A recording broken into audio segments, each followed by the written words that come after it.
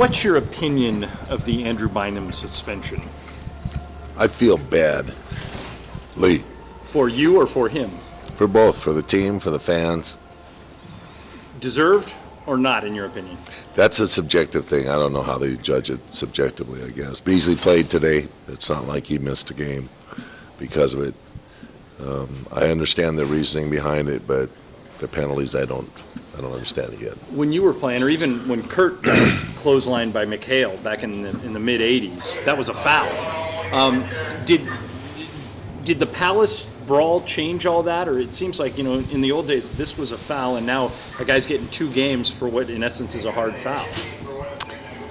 I think one of the rationale for making this move was expressed by Daryl Garrettson, head of referees, at one time, saying he watched somebody take out Cassie Russell that took his knee and had an ACL injury because of that changed his career.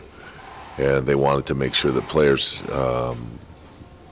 don't just indiscriminately foul people that could limit their career, put bodily damage to players. Let's talk about how it affects this game. LaMarcus Aldridge is having a huge season, but would Bynum have been assigned on him defensively anyway, or is that more of a Powell-Lamar assignment? No, Andrew would have had him. Andrew's playing better defense right now than Powell is. He's more effective. So how does it affect the game?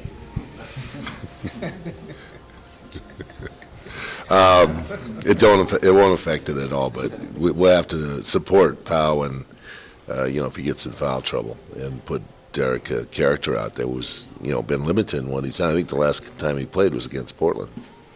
Phil, I think David Stern started putting in flagrant fouls when you were in Chicago and the Pistons were headhunting Mike.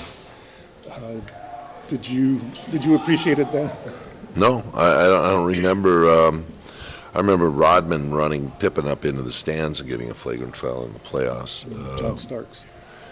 Yeah, John Starks on Scotty. There was some things like that went on that I can remember, but I think the El Flagrante is a good call. So that we'll just have to abide by it. Just let the league make their decisions. Hope they be better judges on it. Can you get any explanation from the league office why it's 2 versus 1 game? No, talk to Mitch about that. He's the one who's in contact with him. You mentioned that Beasley played today. How much do you think that whether or not the player actually gets hurt should factor into a suspension or the length?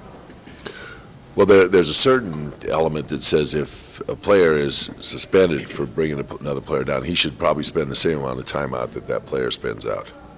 Phil, I want to get... Which could be ridiculous if it's a career-ending injury, right?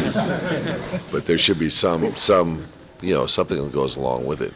Is there a good lesson here for Andrew? To at least whack at the ball and well, his chest. Yeah, I suppose there is. There's discretion that goes into that. Still making a hard foul and tying somebody up if you're late. You want to get there and you haven't. Rather than doing that, and I haven't seen Andrew do that very often. Maybe one other time, but even in practice, he's he doesn't get involved in that kind of stuff. So that's a little bit out of character for him. How's Kobe today? On his ankle, his jaw, neck.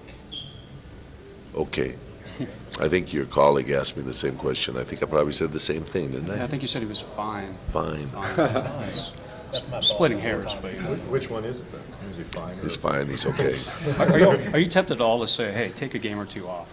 Or do you feel compelled to stay out of Dallas, stay with Chicago, Boston? We don't talk about taking off. It's not something that we talk about. It's not in our vocabulary. It's about, if there's a player that has to sit down, it's not about, calling in sick, kind of like you guys do perhaps when you want to have a little break. Get the sniffles or something. We have an 82-game season, and, people pay extreme prices for those, and guys want to perform, and we want to perform as a team. They don't pay us that kind of money. That's why we take the Okay. Union. Has your view of the Blazers changed since they acquired Wallace? Yes, they're running, they're throwing the ball ahead more, they're taking some risks in defense, getting turnovers. Speed their game up. I don't know how they're going to defend. Tonight we'll see how they defend. It's going to be a good lesson for us. Phil, just to get it straight, you say you agree with flagrant fouls, but do you agree that this was a flagrant foul? Yes.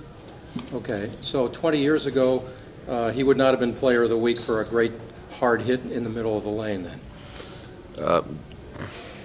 Is it 20 years ago? 25 years ago, probably, since it's been, yeah, it would be a whole different category of play at that time. So, and you had guys that played that way in the game.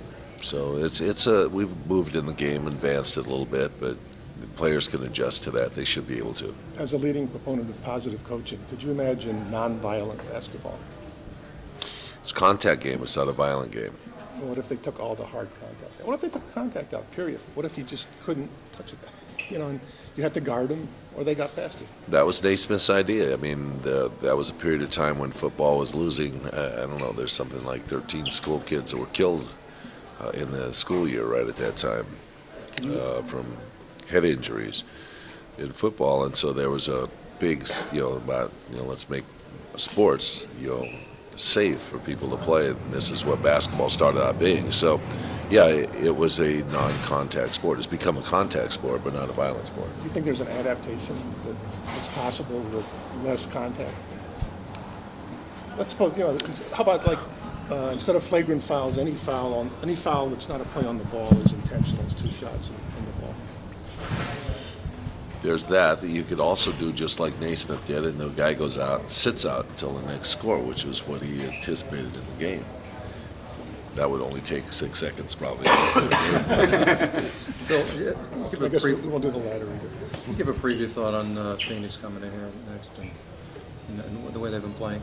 I didn't see them play today. They've had some really good games. They played well. They're fighting for a playoff spot. Anticipate a real hard game against them, and they played well on our court before. Apart from wins and losses, how do you feel your team is doing just in, progressing in the areas you needed to progress in? They're playing good defense. They're interested in the defensive end of the game, which is important. They're communicating well with one another. Their offense is, I think, limited in what they can do. They're not playing as well as they should or could, but they'll bring that together, I think. What's the missing thing on offense, moving the ball? Well, you can't have guys shoot, like Kobe's been shooting recently, and have a total team offense. It's good. 7 for 19 drags the whole team down. So, if he would be, playmaker on 5 or 6 of those shots instead of a shooter, then, it changed the whole, context of how we're, our shooting percentage and everything else. We are getting good looks, or pretty good looks as a team, and we're moving the ball relatively well. I think that Kobe's shooting is, just a product of him being injured, not being able to stay tuned up in the game. Is this an ongoing conversation you have with him, or do you just leave it to him to work this out? Well, he's got such personal pride in what he does, and he's a professional. He knows that. He came out and shot a little bit today, but it was, without, jumping and all the timing it takes for a jump shot. He was just getting his rhythm together, just shooting the ball and getting the stroke down. But until he gets back on the floor and is able to, just spend some time getting up in the air and pushing off and getting the right, timing on his jump shot, he's going to have to adjust, make adjustments, and that always changes how you shoot as you do that. So we're going to go through this for a while. Hopefully it'll change in the next week or two. So are you guys the perfect example of defense wins right now, because that's been dominating for you? A good example, maybe not perfect, but a good example. Is there any way to guard against what happened to Kobe last year, where he just played hurt and more hurt, and by the time he got to the playoffs, he was really, his knee was pretty cutting up? Well, we used to, take Harp out of the lineup towards the end of the season, and we had that rotating thing where a guy would go in the active list and someone else would come on and play. Now we don't quite do it the same way. It goes by game instead of, for a 5-game minimum, but we used to designate a 5-game sequence for Harper to take off. So, there's always that kind of thing to sit down and say, okay, it's not about taking time off. It's about the fact that, we have to be really good for the playoffs. But I don't see that happening right now. He says his strength is really good still.